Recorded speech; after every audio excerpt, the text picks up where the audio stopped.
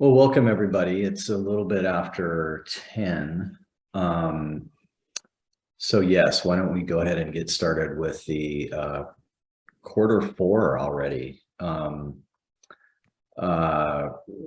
Modeling Users Group meeting. It's hard to believe that the year 2022 is coming to a rapid close. But it is nice that we are able to gather together here. As I've said before, doing this remotely gives us a chance to really tie in kind of nationally what's happening. And we have an example of that through Joe at San Francisco County Transportation Authority today, and he'll speak later. But I do miss seeing everybody live and in real life, but we've now been kind of adept at this remote thing for a while, and these meetings have gone off pretty smoothly. I will remind people that these sessions are being recorded, so we can refer back to them later. We'll put a link into our website where these recordings of these meetings get posted, and it's also an archive of past meetings as well, if you're so inclined. We do have a comments section or a chat section below. I ask that we allow our presenters time to finish their topic, and as questions come up, please put them in the chat room, and Carol and I will kind of moderate those after each presentation. So feel free to use the chat feature. So with that, I guess I'll introduce myself. I'm Kyle Hauger, a senior modeler with Portland Metro. I've had the fortune to have been here for almost 25 years now, and the OMUG co-chair now for the past 6 or 7 years. In doing so, I did want to introduce the other co-chairs that helped panel and create this OMUG session. Garth Apernidis of DKS is currently the planning group manager at DKS. Li-Ming Wang is with Portland State University. He teaches there and provides sort of the academic wing, I guess, to OMUG. And Garth with DKS provides more of that consulting angle. And so the three-headed beast here, myself including, we kind of cover the public and private and academic wings, I guess, within modeling and transportation and land use planning, at least within Oregon. I would be remiss to not mention our OMUG facilitator, not just OMUG, but the Oregon Modeling Steering Committee, which is kind of the big umbrella that OMUG sits under. And that is Carol Richardson. She's on call today, and of course none of this could be possible without her hard work. So in terms of introductions, I think we're pretty good there. I did want to mention a couple of announcements, some goodbyes and hellos. Goodbyes to Sam Ayash. I'm sure many of you have crossed paths with Sam over the years. He was an engineer with the Transportation Planning Analysis Unit at ODOT. If any of you on the call have touched any of the SWIM data, the statewide model data, well, Sam was part of that original group that helped develop that model and helped implement it, and was also a standout with just some small area MPO analysis. Worked a long time and worked hard for ODOT, and Sam retired last Friday and had a nice career at ODOT, and we'll miss him. I did want to introduce our Portland Metro's new interim manager with travel forecasting, Matt Bin. He comes to us. Well, he comes to us from Metro, just down the hall. He was in the investments group, but Matt is an old hat in modeling, and first started in the modeling group, I believe, when I did. So I know Matt well, and we couldn't have a better fit for our manager, because I think Matt brings in a real nice planning kind of angle and client angle into our modeling work, and of course he knows the nuances and arcaneness of these models that we develop and implement. So anyways, welcome, Matt. And am I missing anybody else, Carol, in terms of new people, or maybe some goodbyes? If not, I do see Bibiana has joined us, and I believe Joe Castiglione is here, and I do see Joe Broach and Eliot. I believe all of our speakers are here. Yep. Give me just a second. I've got to bring up Bibiana's slides for us. Hold on. Okay.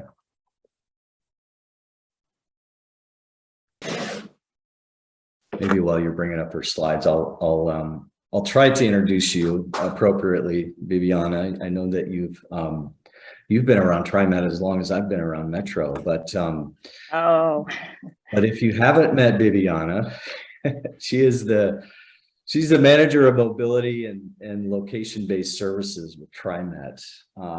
She's a big face behind the open source trip planner, multimodal trip planner at Metro. She's expanded on it and built it, and built upon it, I should say. And today, I believe she'll give us a little bit of insight on how she's kind of expanded it, and what data she's using, and some cool metrics behind it as well. So welcome, Bibiana. Thank you. How's my audio? I can hear you just fine. Okay, great. Thank you. Thank you for the intro, and thank you for the invite. I'm excited to share some of the new developments that we've been working on over the last couple of years. And I'm sorry I was not able to get into Zoom directly. So Carol, if you wouldn't mind moving my slides forward. Okay, go ahead. Okay, so just as a little bit of a background, in my mind, mobility, moving people through the region, through the world, really started back in 2005 with our work with Google Transit and the development of the GTFS, and the working with them really created the foundation for everything moving forward. And with that, you know, because of that common data standard, that's worldwide now. And then several years later, with the Metro RTO grant, we pulled developers together and developed the Open Trip Planner. It was the first open source multimodal trip planner. Google is not multimodal. Google will plan transit or biking or, you know, walking, but really chaining trips together is where the benefit is. And then that led us to 2017, the development of our Mobility as a Service app. And again, that was building on standards that had been developing and bringing in more than just biking and walking, bringing in ride shares, TNCs, making it more comprehensive.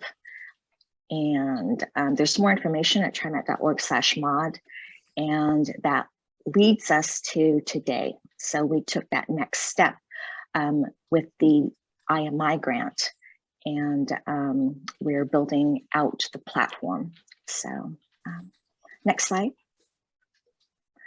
So the MOS application, again, this was with the 2019-2022 grant to connect to transit with all shared use mobility modes. It's plan, book, and the payment is via deep linking, meaning it sends all the information over to Uber, and you complete the trip by clicking the book button in the Uber app. Next slide. Yes, go ahead. I think I covered all of this. What it did was it also created a white label app.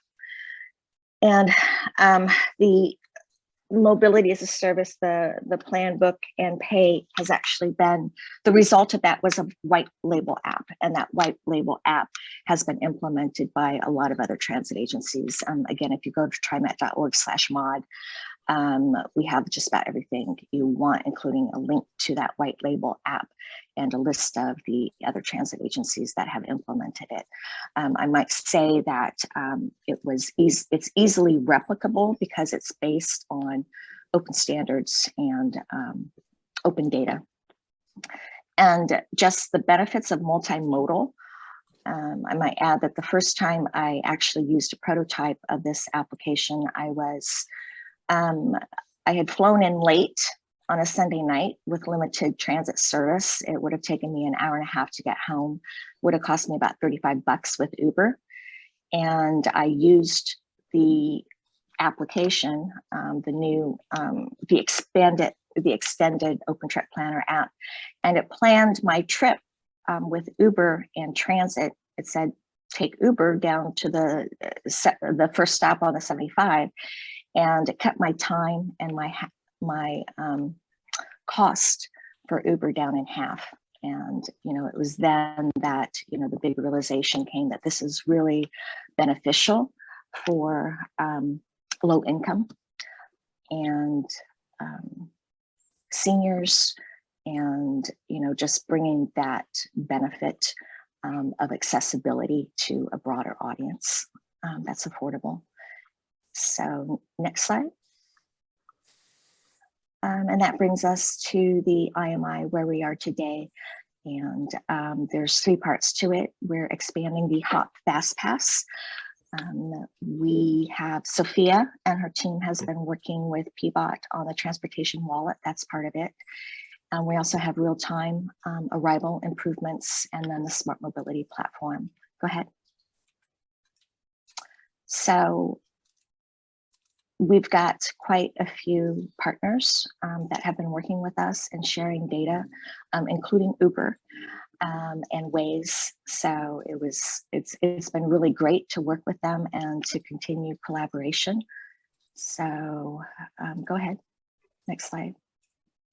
And the first year was exploration, where we developed mobility performance metrics and use cases. Urban Logic was selected as a partner through an RFP process, and we're about halfway through the demonstration phase where we've developed data pipelines, dashboards, and further drill down into the use cases. So go ahead.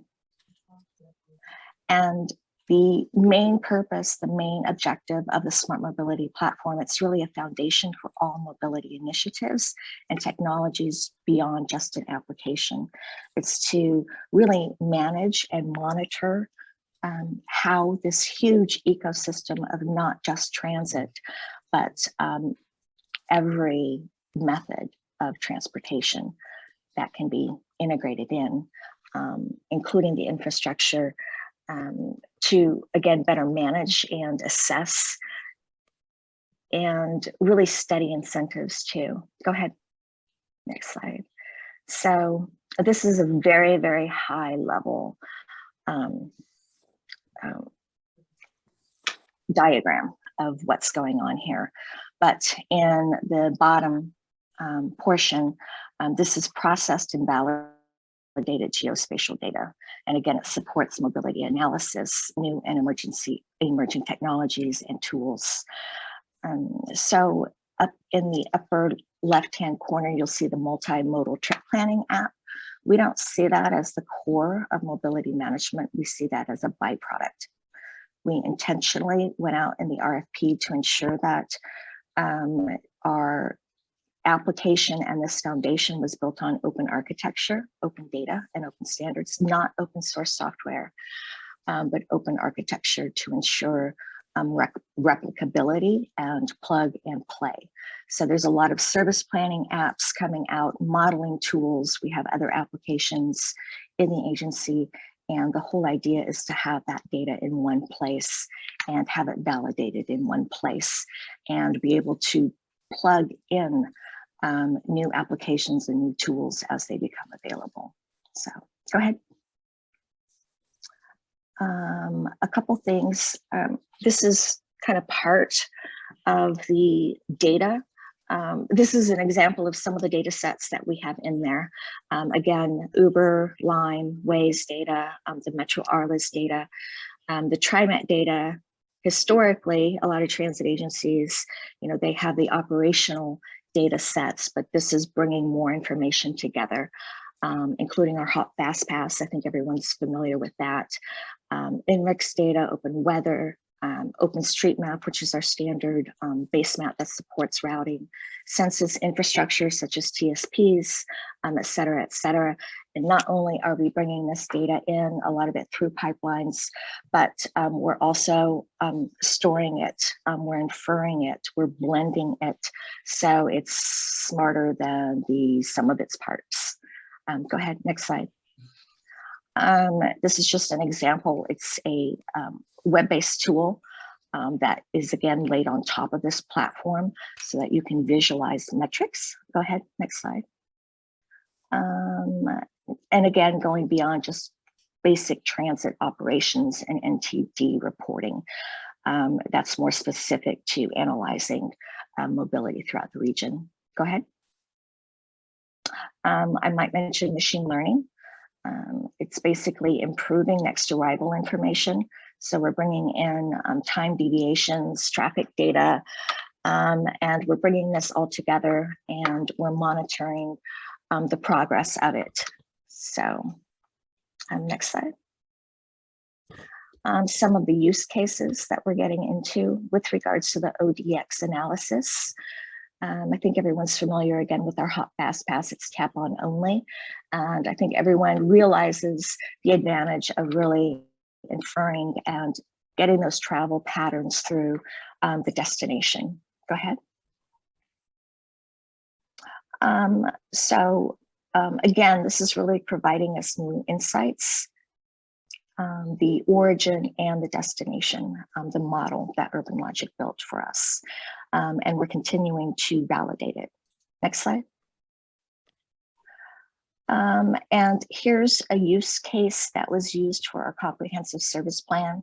Again, this was a demonstration use case as the data was in the early phase of validation, but it demonstrated a return on investment. Go ahead, next slide. So Grant O'Connell at TriMet, he used this, again, all of the data and the tools together to really better understand the travel patterns. And it resulted in really looking at combining two lines to better serve the underprivileged Collie neighborhood. Next slide. And then this is mode comparisons. Next slide. So we've been working with Lime and using the MDS data and then also the real-time data feeds. This is a really interesting example, but it's basically a query into the database, and it's querying where all of the Lime trips originated that ended in the Summer Park Rose Sumner transit stop. So it kind of shows the extent. This is high level. We're able to dig down further into the data. And this was very, very interesting. Next slide. And then in comparison, the same thing, but this is Uber. So where the Uber trips are originating and where they're arriving. Next slide. And then again, this is a demonstration of the last phase of the trip. This is just the opposite, where the transit trips are arriving, and the extent to which people can travel throughout our region. So I might say too that this is early in the validation and in the analysis of the data, but we're really interested to study this more and to facilitate first mile and last mile legs. Next slide. And again, use cases are, emerging. It's interesting that people now are starting to see the data, they're starting to see the platform, and they're like, oh, we can use this for employer pass for honored citizens. So people are really beginning to see the value of it. And it's kind of difficult. I'm kind of the gatekeeper. No, nobody's getting the data until it's completely validated. But we're really excited to be working with everyone. Next slide. And this is use case trends in multimodal use. This is the last use case I'm going to be going over. Go ahead, next one. But this is trip planning requests over a 5-month time period.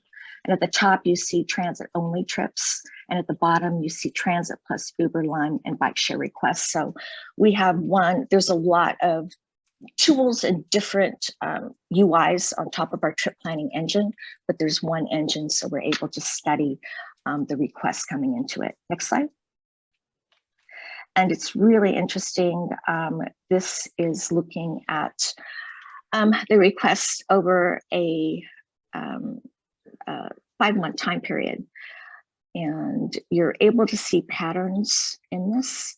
And we're also able to drill down. This is a higher level, but you see some of the patterns are parallel. Some of them are opposite. But because we have all of the information and data in there, some of these spikes with transit, some of the spikes with Uber or car share, was there a service disruption at this time? What was the weather like? What was the traffic like? So we're able to study even further, having all this information in one platform to really begin to study and analyze behavior, and then also to influence and to encourage and to provide incentives and to monitor those incentives. Go ahead. And this is the last slide, but what we're beginning to see by bringing all this together, better customer information, better decision making, and really to encourage seamless and affordable trip options. What we're also beginning to see is collaboration between business units. What we're seeing is bringing data together, really brings people together as well. And one more slide, I think, just kind of looking into the future, being able to visualize this ecosystem in real time and monitoring it. This can also be used for resilience planning and impacts on disruptions and accidents. How will it affect infrastructure? How will it affect service? So again, we're just now getting into it, and really excited about all of these emerging use cases and the potential. So thank you. Thank you, Bibiana. Really, really interesting, and I concur as we get all these new data sources, and it's super, I think it's super important for us to remember the visualization, as much visualization as we can provide of these big, huge data sets that inundate us. Yes. Oftentimes, what's the old cliche, like paralysis of analysis or whatever. You get these huge tables, and it's just hard to communicate effectively passing around huge tables. And so to the extent that we can visualize this stuff is super important to get buy-in and, for collaboration purposes. So I totally get you on that. really interesting about what TriMet is doing with first and last mile. I thought, and you've been doing it for some time now, but with the advent of Uber and car share and scooters, and you kind of touched on all those pieces. Really, really interesting. Bringing in all those different modes, but you know, I appreciated the managing and monitoring really of all the data that goes behind it. I can only imagine. My question for you is, have you been contacted by folks, I guess it would be transit agencies outside of Portland, to potentially you know, if they're trying to build a system like this to, you know, is this applicable for other regions? I would imagine it would be, but is it transferable in any way? Or I'm just kind of curious if other regions nationally have seen this and, you know, been interested in implementing something like this. Yes, it was really validation. Giving overviews and presentations of this, of where we are right now. A lot of people are interested. And that's exactly why this product had to be open architecture. And we're working with other transit agencies to not only test replicability like MBTA, but to also test interoperability, being able to plug in not just the dashboard and the metrics, but some of the planning tools. And also just the study of analysis is what I'm really interested in as well, as this is replicated throughout the country. Being able to really study analysis and how the trends differ from geography, transit agencies from region to region. So we're really excited about that step moving forward. Cool. Okay, looks like there's a question that just came in on the chat. Carol, do you want me to handle this, or would you like to move on this one? You're doing a great job. Okay, great. This comes from James. Yes. At DEQ. I use the multimodal tool every day. Nice. You have a built-in customer there, Bibiana. We at DEQ have have the tools, geocoding for our employee commute options web interface. Would you give me a hint as to how you pulled off the address entry tool? You know, it finds house addresses, but it also parks and schools in Portland. Yes, we're really excited about it. We're using an open source geocoder. It's called Paleus. And we've actually just finished analysis, comparing it with about 5-6 other geocoders, including Google Transit. It even rivals Google Transit in several areas. But what it does is it's a point-based database. So all of the address points are in there. What it does beyond other transit agents, what's different about it from other geocoders is that if an address falls through, say it's in the middle of the block, 1450, it doesn't place it it doesn't interpolate in the center of the block. It does a smart interpolation where it uses the known addresses that are around it to better place it. So the placement of the addresses are superior. And not only that, but we have direct control over changing the addresses. So we actually load in our own data, our stops, our transit centers, our own specific points and points of interest, businesses. So we have more control over it. And this is especially important to support trip planning and multimodal trip planning, because for instance, you know, a mall, you don't want that point in the center of the mall. You want it at the entrances. So that's an example, but it's called the Paleus Geocoder. And there are support options for that as well. Software support options. Okay. let's see. Yeah, I'm excited about that. I can talk. Okay. I just gave a presentation I on could it, tell. so I could sorry. tell. That's good. That's good. I love the passion. Let's see. Let me go to Li Ming here real quick, and then I do want to get to Joe because he's coming to us from San Francisco. And let's see. Li Ming has a question. Have you considered contrasting the Oregon? I'm guessing this is the Oregon Transportation Plan or OTP requests against ridership hop tags to see where the latent demand for transit is, but probably not riding because of delay in access.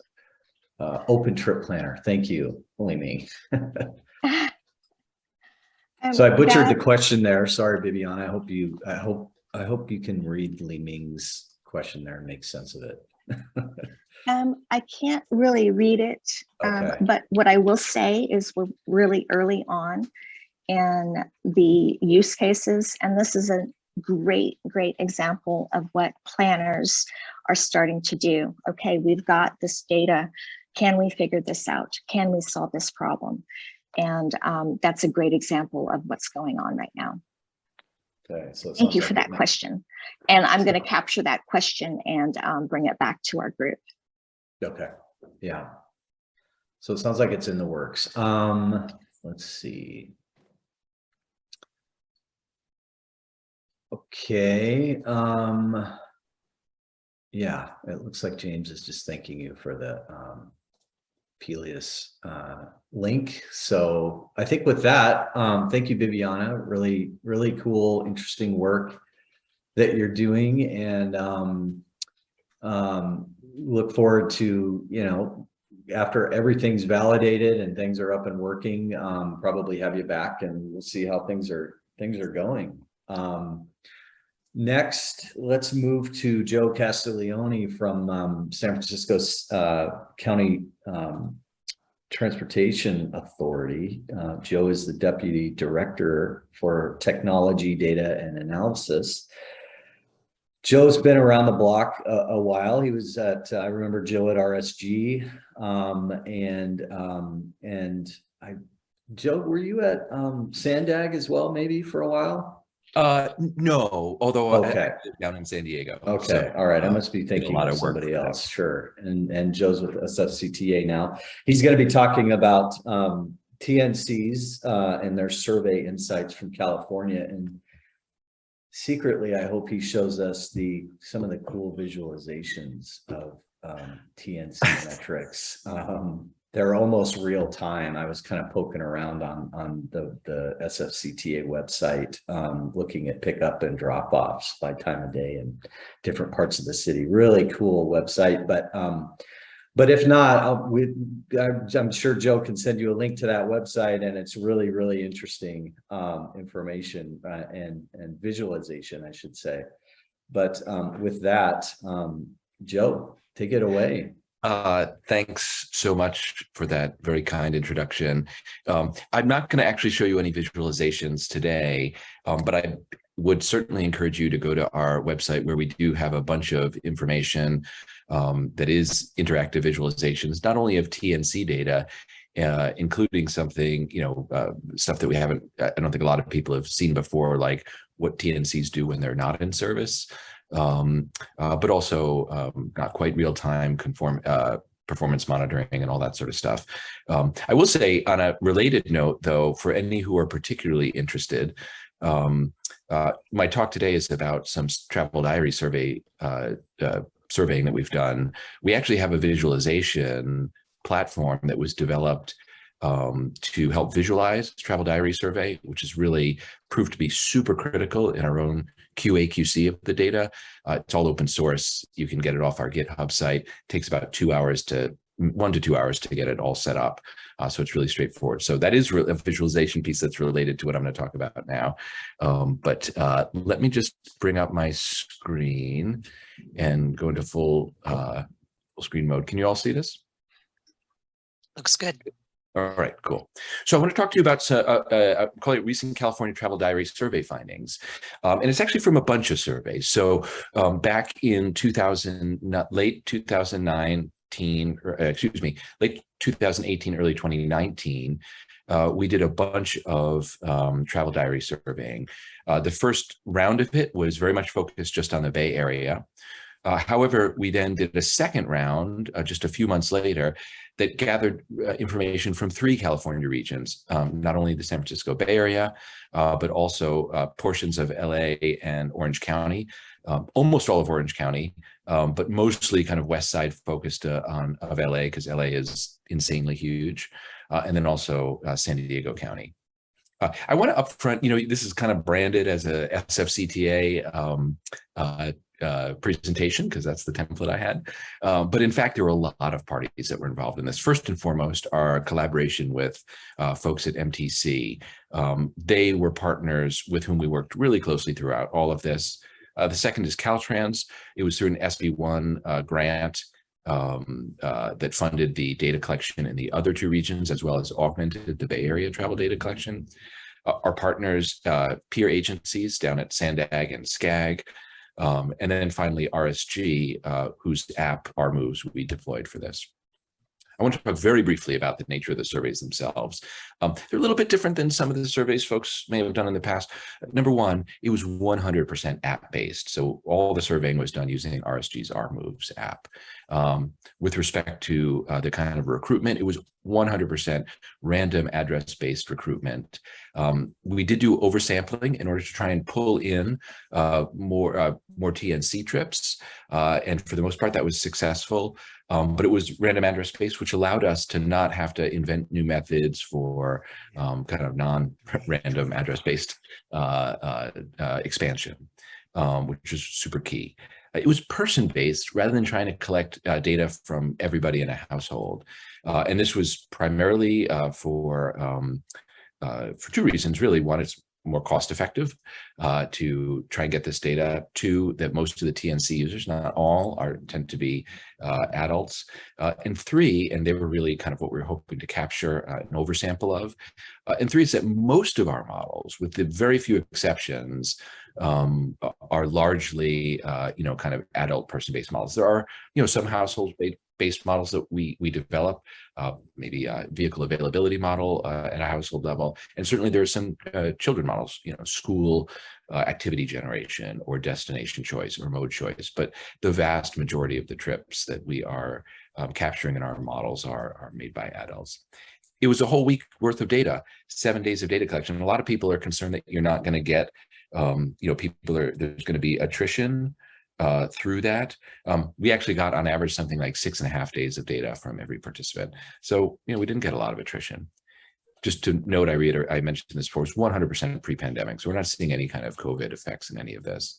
And then finally, I mentioned this, the recruitment being random address based. We did develop multiple weights to kind of account for this. So for example, smartphone penetration in the Bay Area is super high, as you can probably imagine, well over 90%, 95% or something like that. However, it does vary. So for example, old folks, maybe not unsurprisingly, or maybe not surprisingly, have lower rates of smartphone ownership. So we wanted to be able to control for both smartphone owning adults and all adults. That was basically, we were able to do that using kind of complementary data sets, primarily NHTS. There were individual weights developed for all days of the week. So we could look at things by day of week, as well as a set of typical weekdays. So all in all, there was a whole set of kind of weighting and expansion, lots of lessons to be learned from that.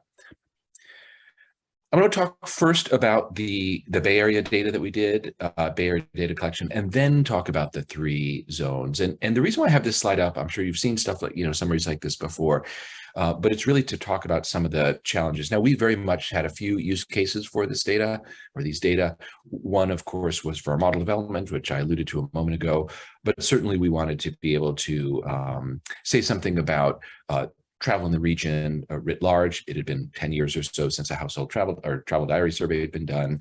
But we wanted to be able to contextualize TNCs kind of within that as well. But the data does require a lot of cleaning.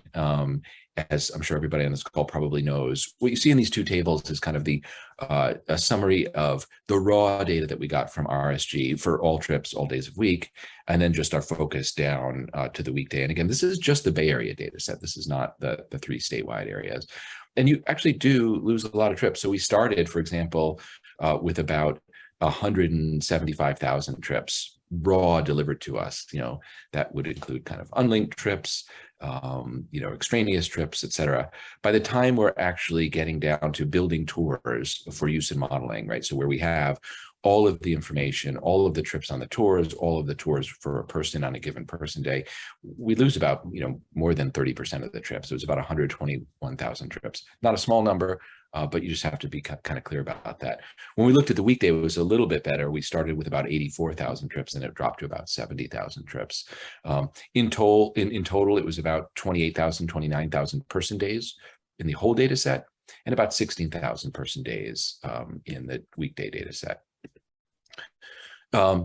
I want to put this up here just a little bit to give you some kind of context, because as I said before, one of our main interests was in looking at kind of mode shares or looking at, kind of contextualizing TNCs within the San Francisco region. And what you see here, we've segmented this by, this might not be of interest to everybody, but just to, one of our key interests, we're a San Francisco agency, but we nest within the, we live within the whole Bay Area, which is a huge region, as everybody knows. But we often look at just like, hey, what's happening in San Francisco? What's happening in the trips that are coming to or from San Francisco? And what's happening in the rest of the region? And you can see some, pretty striking differences, some things that jump out immediately. For example, our TNCs represent in this survey about a few years ago about 3.5% of all within SF trips. That was about 6 times the level of TNC trip making outside of San Francisco. Walk trips, we've got a much higher kind of walk transit share within San Francisco. Pretty high walk transit share, very high walk transit share for those trips coming back and forth to San Francisco, and much higher shares than walk transit in the rest of the region.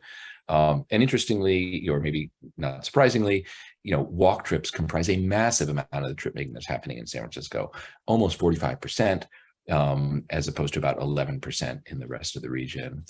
We included, of course, we were really interested in some of the new mobility modes. They got a lot of buzz, at least at the time of this data collection, which again was like basically from late 2018, fall of 2018, spring of 2019. Car share was almost didn't show up at all. Bike share shows up a little bit. Scooter share, very, very small. So at least as of, 3 years ago, we were seeing very little penetration in aggregate for these modes. One thing that we're also interested too is trip lengths, right? And what we see here is that within San Francisco, not surprisingly, many of our trips are really short, 2 to 3 miles for the most part, with the exception of, I think, walk trips are a bit shorter. Trips outside the region are longer, about 6.2 miles on average versus 1.7 on average in the city. But where the really long trips are to and from San Francisco, which is not entirely surprising given its location and historical or historic location as the center of much of the employment in the region. So now I'll dive into some of the TNC findings that we found that we had specifically. One of the things that we're really interested in was in looking at TNC usage by different ages. And so what you see here is a chart of what we classify people as either not using TNC. So over the week of data, did they ever use it? Was their average use of a TNC on a typical weekday 0? And that was the vast majority of people. Or was it low? Was it between, on a typical weekday, they made between 0 and 1 TNC trips? Or was it high? Like on average, on a typical weekday, they made more than 1 trip. So what we see here is, and this is categorized by non-SF and SF trip making, and this is by age. So maybe not surprisingly, the lowest, the youngest folks have the highest penetration of kind of regular users, either low or high. greater than 0. And that was true both outside of San Francisco and within San Francisco, which is shown on the right. What's shown on the right, though, is also that TNC usage is simply a lot greater. There are some what we'll call regular, like on average, they need something more than 0 TNC trips across, all ages, and including 10% of folks who are 75 or older, who, in fact, 65%, 65 or older, who are at least making some TNC trips. That pattern was not actually seen, or a kind of a somewhat different story is told when you look at TNC usage by income. So outside of San Francisco, you can see, which is on the left, you can see that the green and red, which is some regular TNC usage, is actually highest. It's not super high, but it's highest in the lowest income groups and in the highest income groups. And in the middle, between say 50 and 200K, is actually where the lowest usage of TNCs is, which is an interesting finding. What we see on the right is the San Francisco, and it's a little bit of a different story, where pretty clearly, as income increases, regular TNC usage increases. So again, this is we see different patterns in a highly urbanized environment like San Francisco. We definitely see more usage of TNCs as income goes up. In more suburban areas, what we see is the higher and the lowest income strata are most likely to use TNCs. In the middle are most likely to drive around. Another thing that we were super interested in is the question of mode shift. There's been a tremendous amount of rhetoric around how TNCs, or now in San Francisco, autonomous vehicles providing publicly available shared ride, will be able to solve congestion problems. And that may be true, but as a number of researchers have demonstrated, even kind of hypothetically, it only pencils out if there's very high occupancies of these vehicles. And that's really because if you happen to be in a car and you switch to a TNC, you're actually probably producing more vehicle miles of travel, because there's the trip itself transporting you, but then there's the deadheading miles, which typically represent somewhere between 25 to 50% of all the miles that these vehicles travel. And of course, you're definitely adding vehicle miles of travel if you were taking transit or biking or walking. And what we found in San Francisco is something like 45% of trips were either, more than 45% of trips were either, that were taking TNCs, were either shifting from transit, which is about 28%, walking or biking, which is about 10%, or just making a new trip, 8.7%, just induced travel. And these trip lengths, at least within San Francisco, of course, the trips in general are much shorter there, are all pretty much about the same, 2 to 3 miles in length. So again, there's a significant concern that if the TNC trips are really pulling folks away from what we would call more sustainable modes or inducing travel, that their negative impacts may very well exceed any positive impacts with respect to congestion. I want to shift over to the 3-region comparison. So again, the same methodology, the same app, for the most part, all of the same recruitment strategies, but as I'll describe a little bit later, there was one nuance with respect to how Sandag did their surveying that actually did make a difference, and you'll see the results of that, which I think speak to why we need to be very careful about how we do our survey data collection. What this chart shows is each color type represents a different area, a different region. The Bay Area is blue shades, San Diego is yellow shades, and LA and Orange County are green shades.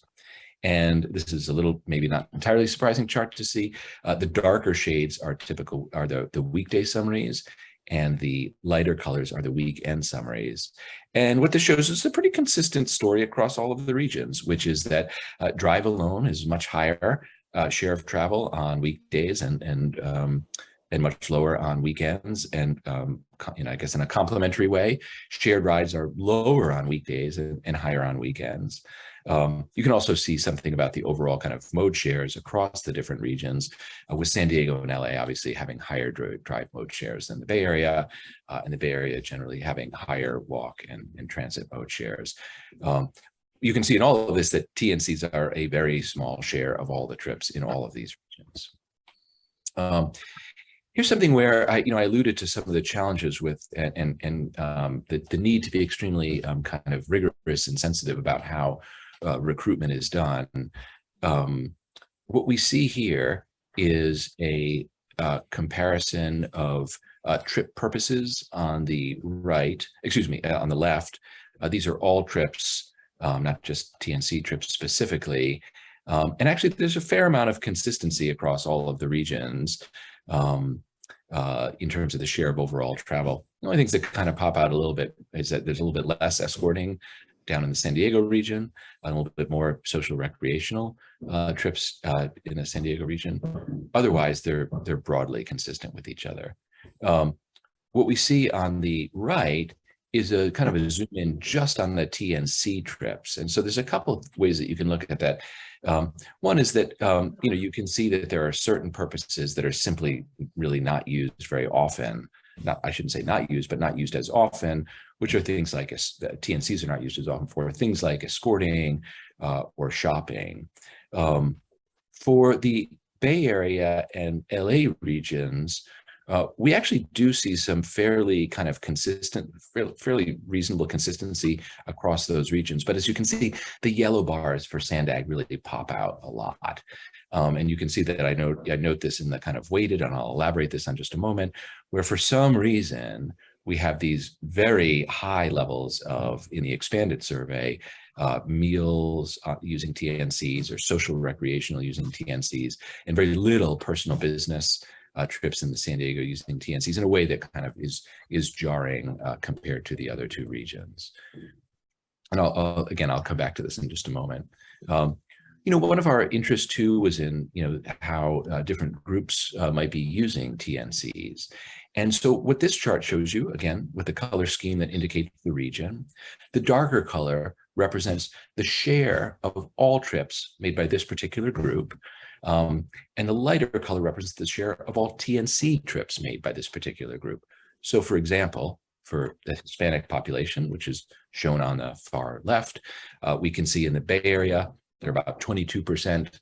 Hispanic folks makes up about 22% of all the trips and take about 20% of all of the TNC trips, about even. In the case of San Diego, Hispanic folks represent about 35% of the population, but only make about 20% of the TNC trips. So they're actually making fewer TNC trip making relative to their overall trip making. And there's a different story in LA. So each region has its own story, particularly with respect to the Hispanic population, which is in LA and Orange County, in these sampled regions, about 40% of the population is Hispanic, but they make almost 55% of all of the TNC trips. And you can see different, kind of patterns emerging in each one of these different areas, and with each one of these different groups. We also looked at this by income. And, you saw some of the income charts that I showed you just within San Francisco. Now we're looking at across all of the regions. And we do see some kind of similar patterns that we saw in the kind of the All Bay area, which is at the lowest level of the income spectrum. The folks with the least money, they actually, they represent, so for example, in 25K in all three regions, for example, in San Diego, about 9% of the trips are made by low-income folks, but almost 20% of the TNC trips. Similarly, in LA, about maybe say 13% of all of the trips are made by low-income folks, but almost 25% of all of the TNC trips are. The story gets a little bit cloudier as we get to the higher income brackets, where in the Bay Area and in LA, we see that the most wealthy in that 250K plus, a lot more trip making, relatively speaking, made by TNCs, made in TNCs by high income folks, and that's true in LA and in the Bay Area. But there seems to be a little bit of a different pattern that's happening in the San Diego region. So a little bit of an unclear story. We also wanted to look at what people's reported TNC wait times were, and when we looked at this was by income, and we compared the wait times that different income groups experience for their TNC trips relative to the kind of regional average wait times. And what we found actually was that, again, a little bit of a mixed story, but if you blur your eyes, you can kind of see that it appears that as you go up in income, you are likely to have lower wait times than the population kind of overall. So that suggests there may be some equity questions about whether higher income areas are perhaps being better served. Again, a little bit of a kind of a dog bites man story here. Across all of the regions, you can clearly see younger people, which typically, like for example, in that lowest income bracket, represent less than 10% of all trip making are made by folks 18 to 24, but 24 to 27% of all TNC trips are made by this group. And that effect kind of diminishes as you get older, so that by the time you get to the highest income brackets, there's 2 or 3 or 5 times as many of all trips being made, or maybe 1/5 as many of the trips are being made by TNC trips are being made by older folks relative to the trip making overall. Here's where I want to talk a little bit more about why kind of sampling and expansion is really key. There's a lot of information on this, so I'll try and kind of lay it out clearly. If you look at the charts on the left-hand side, we were particularly interested in, as I said before, to the extent that shared vehicles can help address questions such as, urban congestion, it really is dependent on there being relatively high occupancy levels of those vehicles. And so what we compare here is in the upper right, these are non-pooled trips. So somebody has not requested a pooled trip. That's the distinction is here is, you can hail an Uber or a Lyft, and you can hail it as a pooled, meaning you're going to share it with somebody who's not in your household or social party. So it's just your group, or pooled, where you're sharing either your trip or your individual trip or your group's trip with another. So this is just based on not whether there's the occupancy, but whether the product was a pooled product. And so in the upper right, you can see something that kind of makes sense, right? For non-pooled trips, I didn't want to pool this trip. In the Bay Area, which is blue again, and LA, which is green again, the vast majority of those trips, non-pooled trips, just have one passenger in them. And then as the occupancy goes down, as the occupancy increases, the share goes down. So very few non-pooled trips have 3 or 4 people in it. There's a little bit of a weird spike in in LA with the 5+, but otherwise it's a pretty clear pattern. What was a little bit weird though was there was this stuff with San Diego where in the weighted data, non-pooled trips had a very different pattern where hello, everybody, and welcome. Hello. Wait a couple of minutes as everyone joins. My apologies. I'll find that and I'll shut them off. What San Diego did was a bit weirder, where the non-pooled trips, actually almost half of them had 2 people, which was completely different than the other 2 regions. Similarly, when you look at the lower left, you get a pattern that kind of makes sense for the Bay Area and LA, the blue and green lines. If you're pooling a trip, they tend to have actually higher occupancies in the end. And these are vehicle occupancy. So it's what did the person request, and then ultimately what was the vehicle occupancy. But again, San Diego has this very contrary pattern, which was that pool trips actually had the lowest occupancy. So we had to do a lot of digging into this. And one of the things that we looked at was when you look at it in an unweighted way. And when you look at the unweighted data, certainly with respect to the non-pooled trips, which are the vast majority of the TNC trips that we captured, the patterns look really similar. There's some strength, in the unweighted data for the pool trips. The Bay Area really kind of stands out, but San Diego and LA track really closely. And as it turns out, this had to do with how both the sampling was done and also with how the data was processed, which were some slides that I alluded to at the beginning. So with respect to the sampling, Sandag actually, kept collecting data. They had some trip targets, TNC trip targets, which the other regions did not have. Sampling was done the same way, but they literally had to exhaust the sample, send 100%, for example, of invites out to certain regions in order to try and certain sub areas in order to try and block groups in order to meet their target number of trips. And then additionally, even with that, their sample was sparse, and they ended up with trips that had these tremendous weights on them to the extent of like a weight of 16,000 or something. And depending on when the data processing is done, some of these trips, for example, were people were taking an Uber to or Lyft to the airport and then leaving the region for the rest of the sampling period. And we wouldn't typically include them in our modeling. It's certainly for our kind of typical weekday modeling. And so, you have to use a lot of caution when kind of both collecting and processing the data. And that was a key lesson that we learned, especially when doing these multiple regions that kind of brought it to light. I described to you the mode shift earlier that we observed in San Francisco, and it was pretty similar. Again, when you look at the data for the Bay Area, the data on both the chart on the left and the table on the right is the same data, just presented graphically versus tabularly. And again, you can see the blue and green bars are almost the same across all of the regions. So again, just like in the Bay Area, in LA, if you sum those totals, something like more than 40% of all the trips are either a shift from a sustainable mode, transit, bike, or walk, or an induced trip. They wouldn't have made the trip otherwise. In San Diego, the data, again, due to the sampling that was done, tells a little bit of a different story. Much less shift away from transit, more shift actually away from biking and walking. And this is all an artifact of the way the data was collected. One of the final things that I'll say is with respect to, the promise of kind of shared mobility. There's certainly been a lot of rhetoric around first last mile. There was an issue that was discussed just in the prior presentation. And now, so at the time that we were doing this data collection, late 2018, 2019, TNCs had been operating certainly in the Bay Area and in other regions for at least 8 years.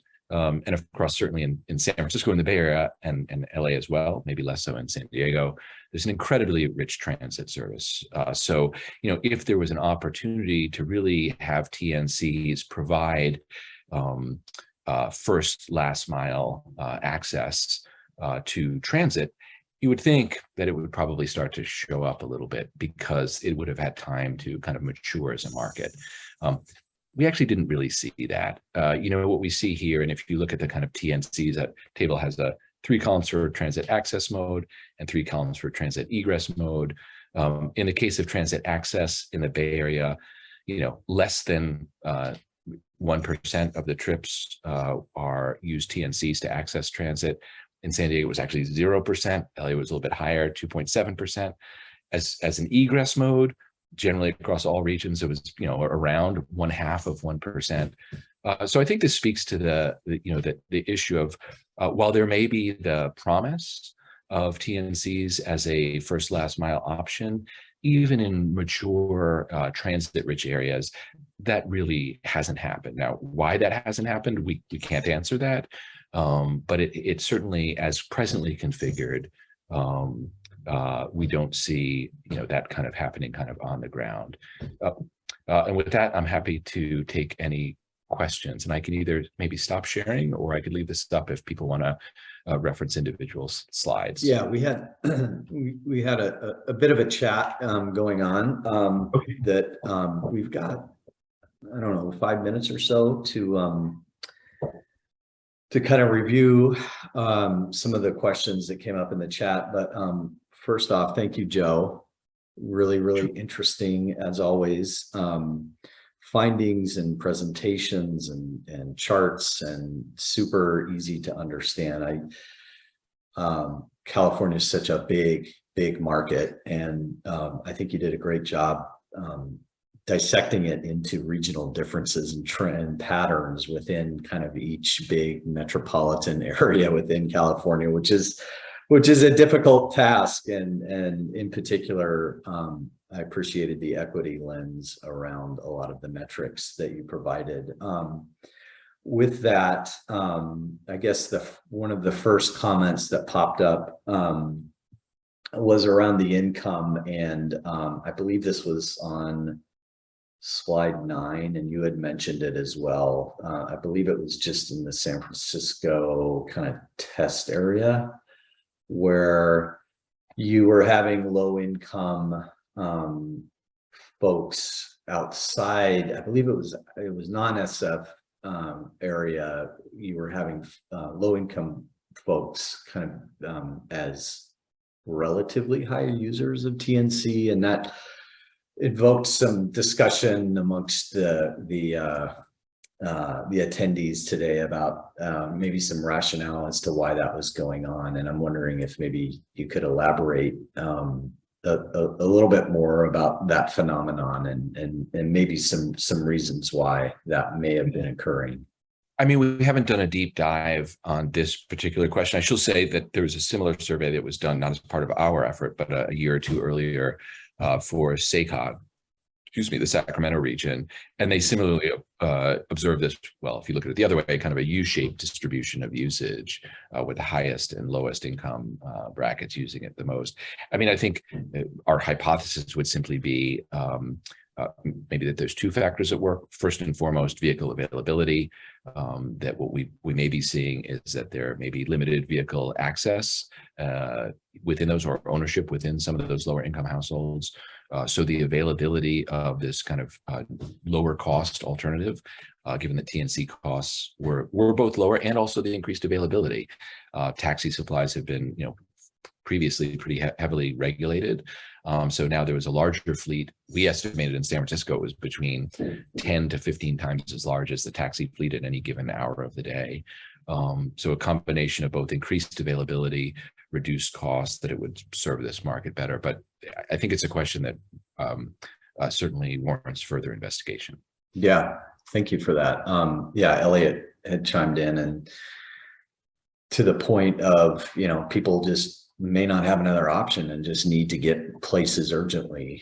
That might be a market that gets used. Another question that came up and kind of came across my radar as well was the TNC wait time analysis that you did by income. Slide 15, maybe? Yeah, yes. There we go. And the question was, let's see, does this data account for the wait and save or priority pickup type services the TNCs currently offer? Not sure if these were implemented at the time of data collection, but that would let people more directly trade cost for wait times. Yeah, these prices weren't. These results were before the availability of those programs. To my knowledge, I don't think those were in. I think they're relatively recent kind of innovations. So I don't think that's likely what's happening here. But again, certainly worthy of additional investigation. We did it for what it's worth. We also did collect information on fares, and so if we did want to look at something like the trade-off that people are making for, kind of average per mile distances versus wait time, et cetera, that's certainly something the data could support. And I think you made a comment in your presentation too about, maybe some insights around equitable service and whatnot being provided. Maybe there's a disparity there. I don't know. I thought that was interesting. I could see where you were headed there. I think we found. I think we found some kind of mixed findings with respect to equity, and so I think we need to be very cautious about what and how we say. So for example, when we did our TNCs Today report, which was really our kind of first insight just into like where the trips were happening. And that, what we found in general, and we did compare it to taxis, was that broadly speaking, TNCs, I think by virtue of just their huge fleet size, were serving areas of the city that, quite frankly, our taxi industry, which was very much oriented around serving, visitor travel, core travel, and supporting kind of disabled and paratransit access. That the TNCs definitely were, serving broader areas of the city, which I think was great. We've also done some subsequent analysis and had a paper come out recently that looked at the kind of out of service behavior of TNCs. And what that suggested was that actually when we look at after somebody's dropped, after a ride has been dropped off, what do the TNCs do? Do they cruise around in an area? Do they park, or do they relocate? And what we found is that there was a significant but small indication that they relocate away from lower income and minority areas and into higher income and whiter areas. And again, it was a significant finding, but it was a very small effect. Yeah, it speaks to Alex's point here that you know, he's commenting that TNC drivers might want to position around richer areas with to provide those shorter wait times. That's right. I mean, we also found, for example, in that study that like you wouldn't think a TNC would cruise around like a taxi. A taxi, there might be an economic incentive to cruising around because you can pick up a ride hail, you know, on the street. With TNCs, it doesn't seems like they would just be burning gas, but a huge proportion of the miles that they travel, I think it was well over 20%, 28% or something, was just cruising around, which seems counterintuitive, you know, economically. Okay, good stuff. Thank you, Joe. Appreciate you coming, and you're welcome to stay for as long as you want for the meeting here. Yes, I will. Yeah, no, it's a really engaging group, and always appreciate insights from non-Portland areas and our neighbor to the south here. So thanks, Joe. Really appreciate it. Super interesting. Okay, in the interest of time, let's move to a couple of my colleagues, Eliot Rose and Joe Broach, work with Portland Metro. And so we'll move from TNCs into emerging micro-mobility landscape of e-scooters, and looking at modeling e-scooters at Metro. So Eliot, please take it away. Thanks, Kyle. How much time would you like me to take for this presentation, just so I can monitor myself? Well, I think you know, you're getting a late nod here, so I think maybe just up until 11:45-ish or so, if we can keep it to a half hour. All right, we'll move through it. I think we can do that. Thank you. Okay, great. All right. Thanks, Welcome. everyone, for having me. Thanks to Joe and Bibiana for presenting. This is really August company here, and I hope I can live up to the cool stuff that they shared. I want to share some information about a project that we did to really work with PBOT to you know, bring some of the data that they have been collecting through their e-scooter program, e-scooter share program, into Metro's travel model. I'm gonna go ahead and share my screen so you can see the presentation here. Now we got and you know, I have to acknowledge before we dive in, PBOT staff who aren't here today, including Jacob Sherman, Michael McDonald, Aubrey Lindstrom, played a really big role in this project, as did ODOT, which funded the grant that supported this. So thank you to everyone who's not here today. And I'm sorry Portland couldn't be here to join us. So the goal of our project was really to integrate data on shared micromobility trips, particularly e-scooter, into the other data sets that we use in regional transportation planning. You know, I used to run, I'm a transportation planner, not a hardcore data person, though I like to dabble. And I ran Metro's program planning for e-scooters and other emerging modes like TNCs. And Metro being a data provider for the region, there's a natural kind of interest for Metro to look just not at planning for these services on the transportation network, but also using the data that they generate to inform transportation decisions in the way that we've all been talking about today on this call. So some of the big objectives we had to accomplish to successfully do this were sharing aggregate data while protecting users' privacy. You're going to hear me talk a lot about privacy today, and my impression with talking with modelers, forgive me if I'm wrong, is that privacy, I often get like kind of scratched heads when I talk about privacy issues in TNC and e-scooter data from the modeling side. And that makes sense because people who are modeling are working often with sampling and aggregating data and have a very detailed and nuanced understanding of the difference between disaggregate and aggregate data and the risks inherent in different types of uses of data. But for the rest of the world, for a lot of those planners and particularly the regulators, you know, it's been hard to figure out. Privacy has been a big issue with respect to TNC and e-scooter data.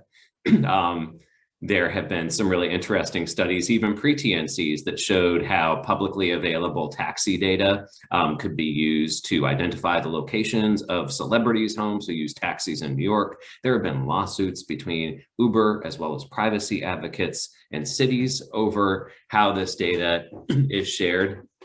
And so it tends to be a big deal shaping things. And I think it's due to a mismatch of the end uses of the data, where a lot of the uses of e-scooter data tends to be disaggregate and focused on operating the system from moment to moment. Whereas when we do planning, we're looking at aggregate data and big picture insights about people's movements. And we seldom delve into the details that really pose privacy risks. But we also don't get to have a conversation about what's the value of the data and whether it's worth the privacy risk if we don't start investigating that data. And so my goal in this sector has really been able to try to find safe ways to explore the value of the data that's generated by these systems for planning purposes in a way that helps really advance the conversation around how we can use this data in transportation planning. On Portland's side, they do a lot of planning and evaluation for their shared e-scooter system. We wanted to support that. And then on Metro's side, Joe has done a great job standing up a bike network model for Metro. And we wanted to see if the insights that we got from the e-scooter data could help us better understand cyclist movements more generally as well. So fundamentally, the challenge here is that we're dealing with two different aggregation networks. And I'm going to pause for a little bit. Portland shares the data that they collect from their e-scooter system through a public dashboard as well. I'm going to post that in the chat real quick so that you can, check out what that looks like at some point if you're curious about how Portland views and serves up this data.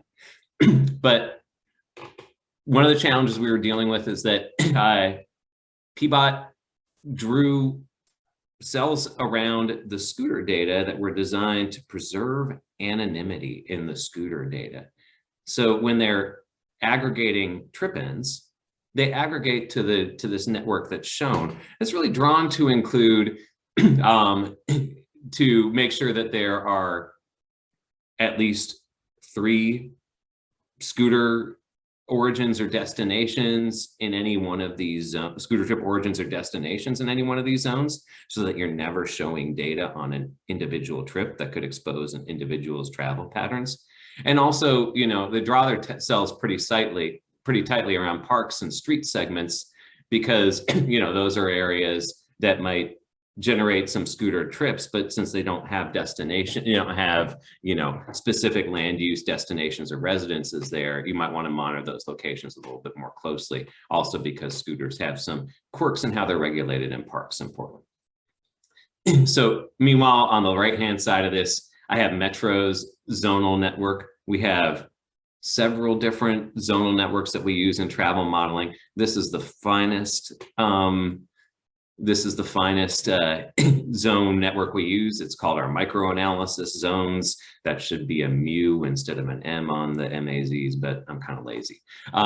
This is derived from census geographies. It's drawn based around the population of the different cells. And also the borders go along streets rather than encompassing streets, which is relevant to scooter data because PBOT, as you can see on the left-hand side, draws its cells to include bigger streets so it can do route level mapping easily.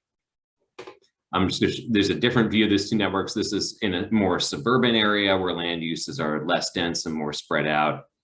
This is downtown.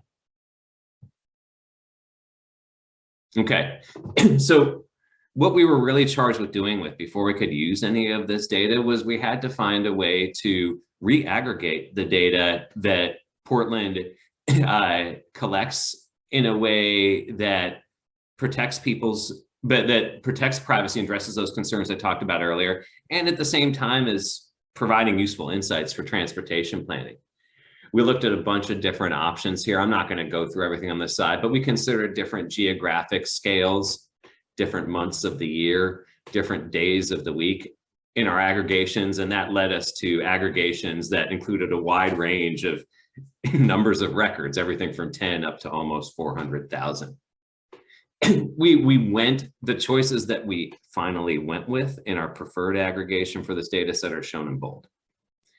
And basically what we realized as we were testing the utility of different aggregations is that, you know, we need really fine scale data on where trips happen, because we're often looking at infrastructure decisions, and those decisions need to be made at a pretty fine scale when you're planning bike ped facilities, because those are short trips. But we don't need detailed data on when trips happen, because we're planning infrastructure by and large often with this data, and infrastructure, unfortunately, as much as we'd like sometimes, doesn't roll itself up and store itself in the winter. It's there year round. It's there all day. It's there every day of the week. So this may not be super interesting to you, but I put this in front. I'm keeping this slide in for some of my privacy colleagues if you want to see how they think about it. You know, we looked at privacy risk in terms of whether we were able to identify recurrent trips between origins and destinations that didn't otherwise see many trips that might reveal some, and that's a case where it might reveal someone's unique travel patterns. I think the takeaway for us was that risk seemed very, very rare in this data set. And an actor would need to, even to identify someone in one of those rare cases, have some other information about that person to bring into the equation. They couldn't do it with the data in the trip data set alone. And so, you know, in some circles, I have robust conversations about what the level of privacy risk is in the situation. Happy to have one with y'all if you're interested in going that way, but I'm going to keep moving through the presentation in interesting time. So first thing we did here was made a heat map. This is the first thing you do when anybody seems to do when they get any data on any of these shared systems, is show where the highest and lowest density of trips is and how that varies throughout the service area. You know, I think at a high level, you can see where the heat is in the region. And there's a lot of heat around downtown and the inner southeast neighborhoods, which are real walkable and bikeable and have a lot of destinations, are popular among tourists, which continues to be a big part of e-scooter ridership. But then you also have some heat out in East Portland, and that's because Portland has equity requirements for locating scooters down there. And we had some really interesting findings about those requirements. So we looked at what generates the heat as well. And Joe created just a basic explanatory model where he looked at the correlation between different determinants and the amount of scooter trips that a zone experienced. And here the variables that he found were significant. You got more rides if you're closer to downtown, if you have more people overall, and if you have more jobs in what I would say are generally the fun stuff sectors located in your zone. But the thing that really jumped out to us about this table was the second row, East Portland Equity Focus Area. Like I said, that is an area that's drawn east of 205 in Portland, and includes part of the Cully neighborhood up here, up north near the airport. You can clearly see how it stands out on the map. And scooter companies are required to locate a certain percentage of their fleet in that area at the start of each day so that scooters are available for use, and also required to offer discounted pricing in those zones. And so that requirement is associated, you know, for each TAS where that requirement's in place, or each zone where that trip's in place, each microanalysis zone, you get 300 more trips. And that adds up to a lot. I mean, really what this model means from a practical perspective is that if we were just looking at the other factors, not this equity factors, just land use and transportation infrastructure, East Portland would likely be getting very few rides. But it's getting a significant number of rides because it seems to be getting a significant number of rides because these equity requirements are in place.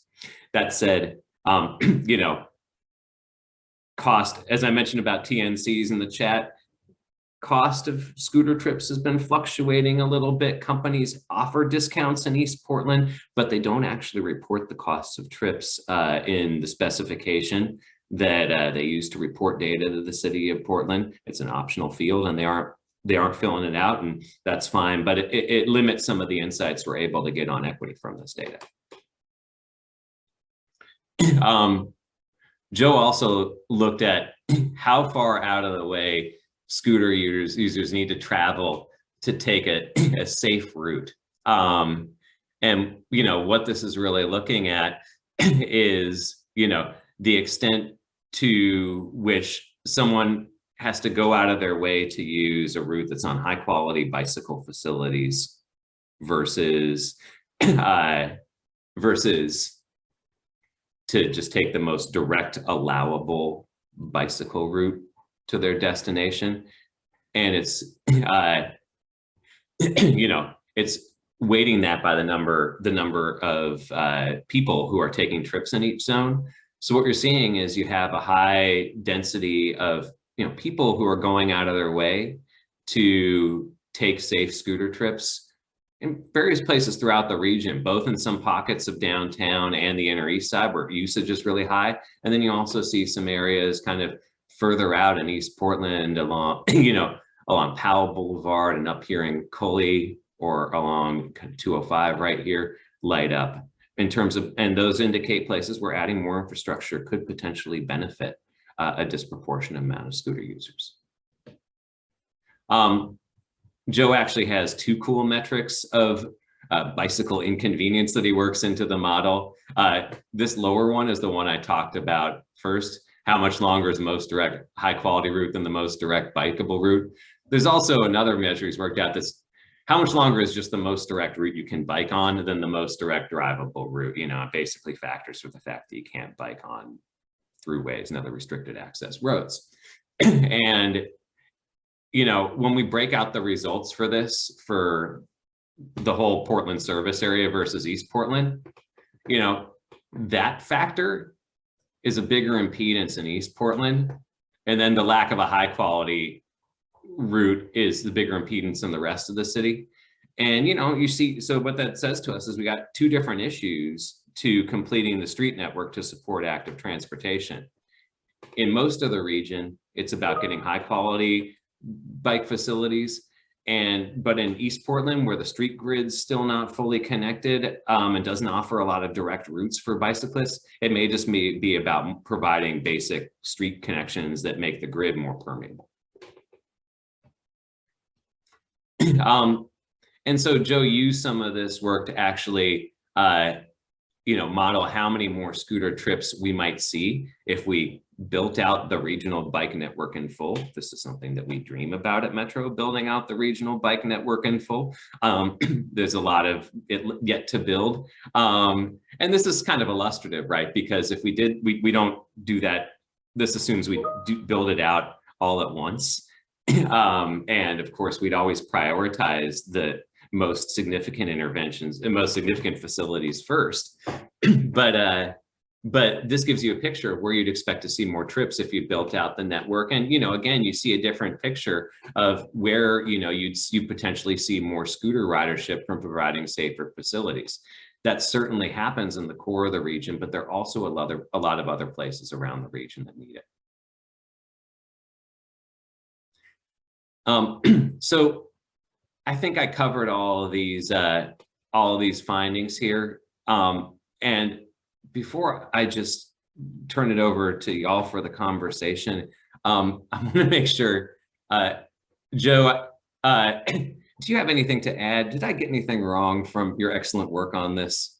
Don't be afraid to correct me, please.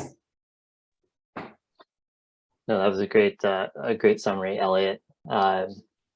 And yeah, like Eliot said, it's really nice to be able to focus on the sort of utility side of this sort of data.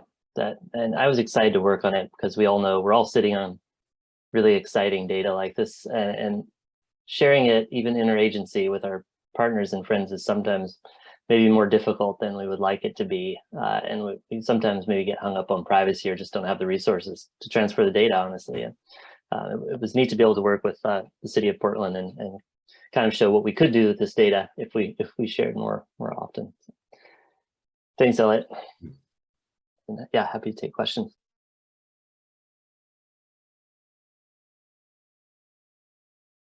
Okay, thank you, Elliot and Joe. Let's see here. I know that the chat has been busy. I believe Joe answered Josh's question. Alex, let's see. So Alex would like to know, and I'd like to know as well, and I'm sure there are a few others. So thanks for asking, Alex. I'll direct this to you, Elliot, first, and Joe, feel free to chime in. Either one of you, I'm sure could answer this. But yeah, did the heat change with the modeling around what would happen if we had this illustrative bike ped network?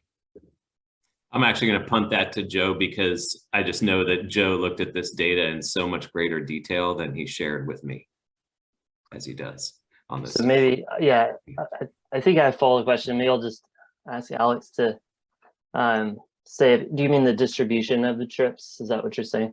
Yeah, right. Like, so the magnitude increased, but yeah, did it shift who was, what areas were using the network? Yeah. It is a good question. We only really looked at the shift in terms of citywide and East Portland. And I think the modeling results, there were two scenarios we considered. And there wasn't a big shift, no, in terms of the distribution of chips, at least. Like, it didn't have a noticeably bigger impact, say, in East Portland than downtown. And part of that's what Eliot said. There's a quality of infrastructure problem more in the inner parts of Portland, where in the outer, it's almost more a quantity. You know, the block sizes are just large and connectivity is poor. And so adding facilities doesn't get you as far as quickly, maybe. So no, we didn't see a substantial shift in the distribution. We didn't look at other areas, though, specifically that might have benefited, you know, disproportionately. And again, all this is caveated by this is very much a proof of concept. There's very little research to support, you know, whether scooter riders kind of follow the same preferences in terms of routes as bicyclists. I'm sure there's a lot of overlap, but there are also probably some differences in how they perceive the network. So this was just, you know, the idea here was, what can we pull off the shelf to enrich this scooter data and hope that this seeds future research by us and others on just how to understand scooter riders in use and how they respond to infrastructure policy. So Josh, thanks, Joe. Josh Roll from ODOT Research has asked a GHG question, and I think it's about building out that network, that larger network. Is there a crosswalk to translate some of those trips to GHG savings? It would be back of the envelope, but perhaps another compelling argument for building the system. Maybe it's more of a, and then he references maybe looking at VMT reductions at least, if not GHG. Do either one of you want to speak to that? So yeah, I'd love to speak to that. As a consultant who used to do VMT and GHG reduction analysis a lot, I'm going to tell you, yes, Josh, there is a way. You know, and I think, you know, Portland's evaluation of e-scooters, which I'll drop in the chat when I get a breathing minute, does describe the percentage of trips that are displaced from drive alone and the average trip length. That said, I think if you were to do a thorough accounting, you may find a rather underwhelming number from this, because, you know, these are displacing short trips. The average scooter trip's a mile long. Also, this is something that Portland has been pretty aggressive in investigating, and I'm very curious to hear their results when they come out in the next system evaluation. But, like, you know, the system is being rebalanced by car at night, and so there is some VMT associated with the rebalancing that's cutting into the reductions as well. So, you know, I mean, generally we can definitely do that, and but generally when we I'm thinking back to our climate smart strategy where we actually did this, not necessarily for shared scooters, but for bike ped strategies in general. The greenhouse gas and VMT reductions are important, but they tend to be pretty modest if you just look at bike ped trips, and their benefits compared to other trips because they're short trips. The bigger benefit is kind of, I think, bringing people into the multimodal transportation system. And actually, I'm sorry, I'm going on too long here, but I was interested in your comment about supply and demand. My personal assumption from the work that I've been doing is that it's more, the equity benefits have been more about supply than demand. And I say that because, we've done a lot of direct work with community on these transportation options. And particularly for what we find for, people with low incomes is that the knowledge and the familiarity with these services is really the bigger barrier than the cost. Especially if you're logging on to Lime or whatever scooter operator for the first time. That's a big hurdle to get over. And so, generally, I just kind of, what I hear about from folks and what I assume as I kind of watch these things kind of spread, these programs spread, is that having scooters be visible and having the supply out there helps people get over, has an outsized impact in helping people get over that initial hump of oh, this is for me. I should learn about this and enroll in this service and be ready to benefit from it. Once you do that, the rest is relatively easy. I was curious, Eliot, about trip lengths. So thank you for bringing that up. Your comments also jogged my curiosity, I guess, about operators. About how many do we have in the Portland area right now? And are we gaining operators, losing operators? Where do we stand operator wise? Great question, Kyle. And what a time to be alive it is. We have, I believe, 4 permitted operators, 3 of whom have continued their operations through the pandemic. Portland currently has an RFP open. We are moving from a permit to an RFP system for scooter use in the city of Portland. And what I've talked to with staff is the hope is to reduce the number of operators in the city through that RFP to 1 or 2, and through went through and along with that having a contracting arrangement rather than a permitting arrangement allows you to engage in deeper, more flexible relationships with those operators. And I think PBOT's found that that's just the right place to be for a mode that's very much developing. I think the multi-operator, my impression is that the permitting model is really well suited for when you know exactly how you want to regulate a mode. And that you can think through all the risks and the regulations in advance. And we just haven't been in a state to do that with these emerging modes, and having more of a contract relationship where you can call someone up and talk about how to achieve your shared goals of your agreement together is just a better place to be given how these modes are developing. And also, it's new. It does generate a lot of questions and concerns and complaints from residents. And the fewer operators you have, the easier it is to coordinate on that.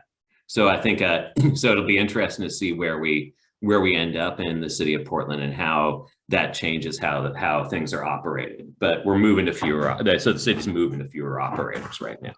Now, I assume that I think you mentioned it earlier, all of the operators need to operate within the equity focus area. Did I understand that correctly? Correct. I forget what the percentage is, but they need to locate a certain percentage of their fleets within the East Portland equity focus area by some time in the morning so that they're ready for use throughout the day. Oh, so it's a daily target. Yes. Okay.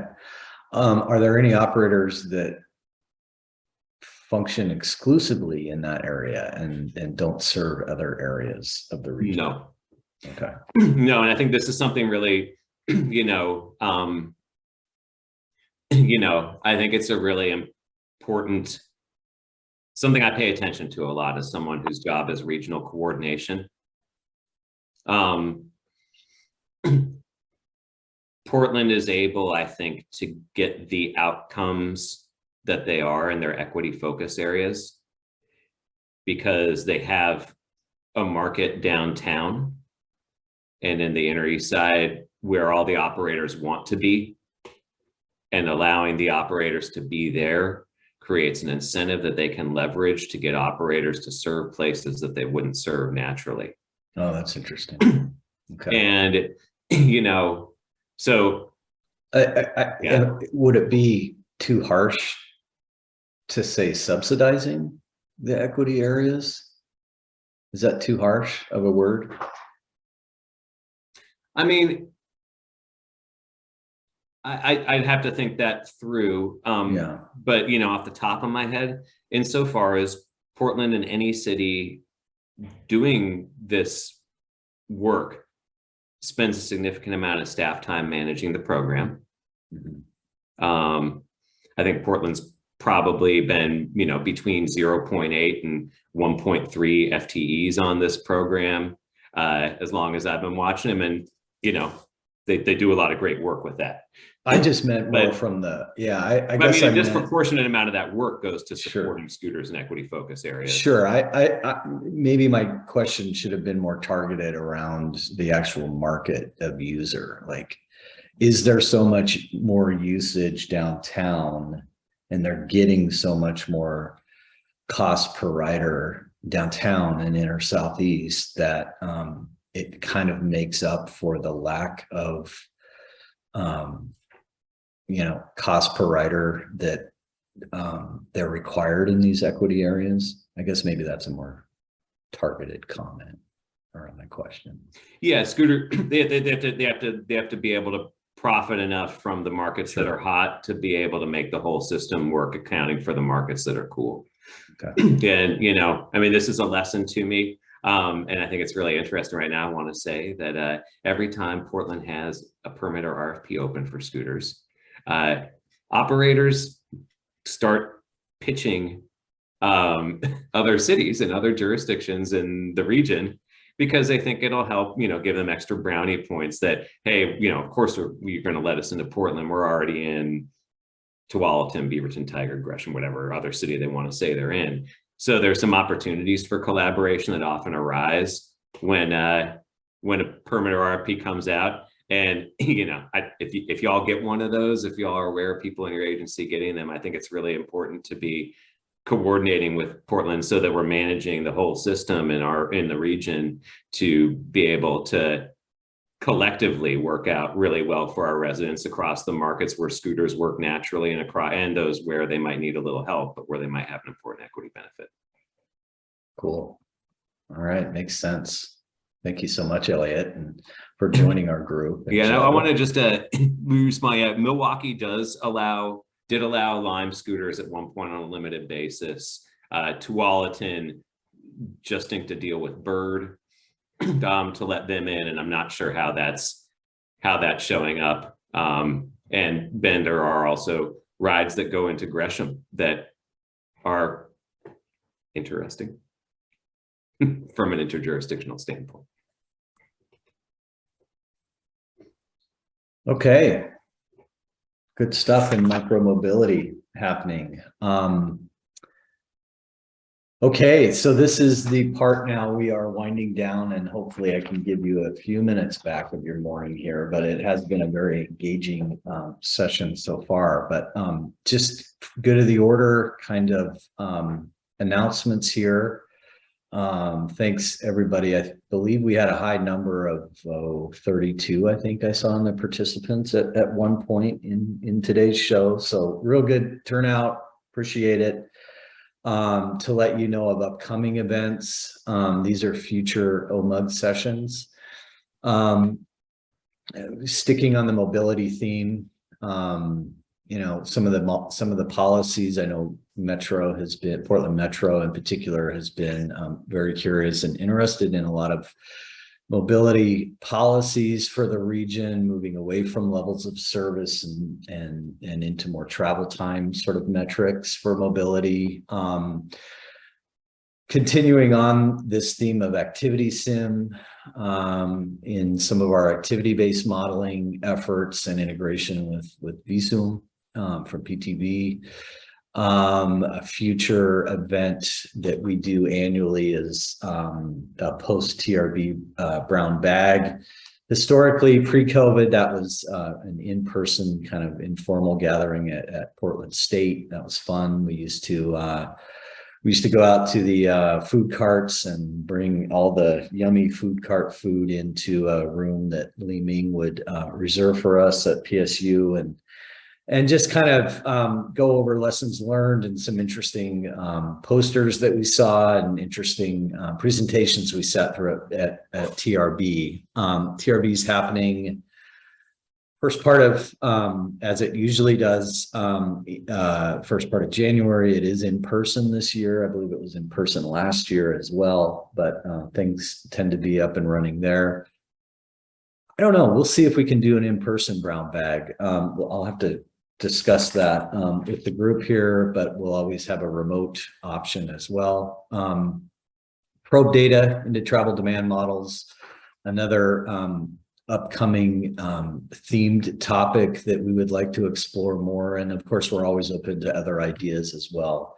Upcoming conferences to note, I did mention the TRB annual meeting in January, but it looks like there's a couple prior to the AMPO annual conference in Minneapolis is happening the end of this month. I did see this this TRB visualization and transportation symposium happening the first part of November. Looks interesting. And then it looks like there's an American Planning Association, their National Planning Conference in Philadelphia this spring. So keep those on the radar. One other just quick announcement. I did want to mention ODOT's research section is making a call for research problem statements right now. So I believe it's a discretionary grant program where funds are available for research and development and of a transportation problem, or looking at new transportation tools or procedures. In particular, this year, I know they're looking for some transportation equity themes, whether it be age, income, race, low English proficiency, and their association with transportation modes or tools or policies. I think that's what they're kind of seeking there and hoping to get proposals around equity this year. Josh Roll's contact information is there. He works in that group for ODOT. Josh, if you're still there, am I leaving off anything? Do you want to do a plug here for your research call, or did I cover things okay? Not hearing anything. So yeah, that was great, Kyle. Thanks. And yep, for folks who are interested in developing a research concept, definitely reach out and we can talk. Thank you, Josh. Carol, what do you think? Are we going to put a bow on this and call it our OMUG multimodal panel OMUG session and put it on the website? Maybe, yeah, there you go. You've got OregonModels.org. It's the website with the recording link, and let's call it a wrap, unless I've left something out, Carol. Nope, we're good to go. Okay. Well, thanks everybody. Thank you, everyone. Thank you, Kyle. Yeah. Well, thank you. And like I said, good numbers today, and we will, we'll see you guys next time, and we'll make an announcement when our next meeting will be, but they typically tend to be quarterly. The first or second Thursdays of the month in the morning. That's kind of the goalposts we're working with. So keep that in mind as future announcements are made. But thanks everybody. Appreciated all the interesting conversation and topics today. Super presentations. Bye, everyone.